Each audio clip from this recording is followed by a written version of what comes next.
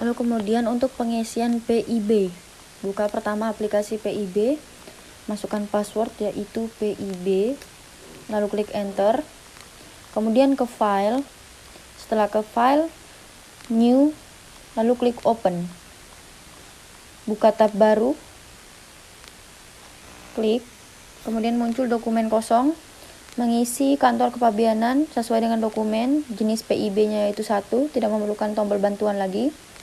Jenis impornya 1 untuk dipakai, cara pembayarannya bisa lainnya karena tergantung dokumennya. Lainnya ketika transfer maka menggunakan lainnya, tapi ketika biasa atau tunai akan menggunakan kode nomor 1. Data penjual, diklik, mengisi data alamat siapa yang akan menjual barang ini, yaitu pengirim, kemudian negara mana, kemudian alamat secara jelas. Lalu kemudian statusnya bisa berupa LAI, MITA, atau AEO. LAI biasanya lainnya, status importirnya bisa jadi itu importir baru. Kemudian ketika status importir MITA berarti itu sudah diprioritaskan oleh pemerintah setempat.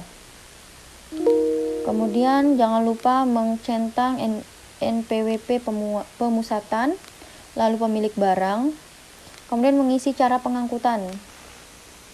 Seperti biasa, pengangkutan yang dilakukan yaitu secara laut, nomor 1, menambahkan sarana pengangkut, nomor voyek, lalu kemudian benderanya sesuai dengan pengangkut, sarana pengangkut yang tertera di dalam dokumen pendukung. Kemudian perkiraan tanggal tiba, sama seperti proses ekspor tadi, 1 minggu setelah pengisian PEB atau PIB, maka perkiraan tanggal tiba itulah yang diisi dalam pengisian PIB. Lalu kemudian mengisi pelabuhan muat, setelah pelabuhan muat mengisi pelabuhan tujuan. Setelah pelabuhan tujuan beralih ke dokumen-dokumen pelengkap PIB. Klik F6, lalu kemudian menambahkan tambah ketiga dokumen yang dibutuhkan. Contohnya packing list, invoice, dan bill of lading. Kemudian disimpan. Lanjut ke tempat penimbunan. Itu bisa dipilih sesuai dengan dokumen ataupun kesepakatan di antara kedua belah pihak ataupun yang mengurus barang, founder yang mengurus barang. Menambahkan valuta menggunakan apa, mata uang apa, US dollar atau apa. Dan juga NDPBM, yaitu nilai maklon dari sebuah negara pada satu hari itu, yaitu sebesar 15.000.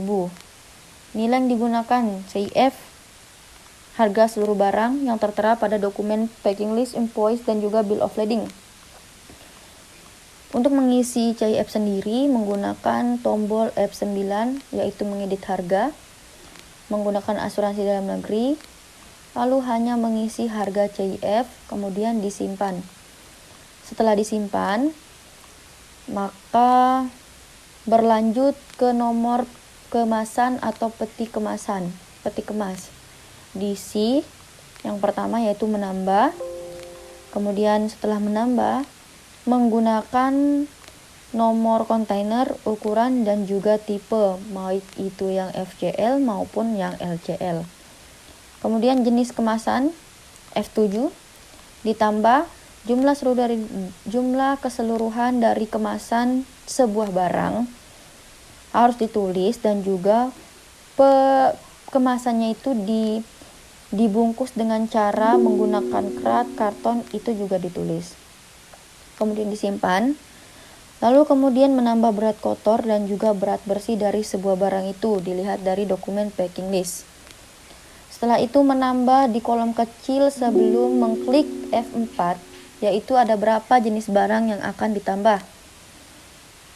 sesuai dengan dokumen 2 atau 3 barang, lalu kemudian diklik F4. Setelah mengklik F4, mengisi kode HS dengan benar, lalu kemudian uraian, negara asal barang, neto per unit barang tersebut, kemudian jumlah atau kode kemasan, dan jumlah kode satuan, dan harga per unit barang dituliskan di dalam amount CIF US dollar. Sesuai dengan HS code-nya, maka tentunya sebuah barang memiliki bea masuk ataupun bea keluar.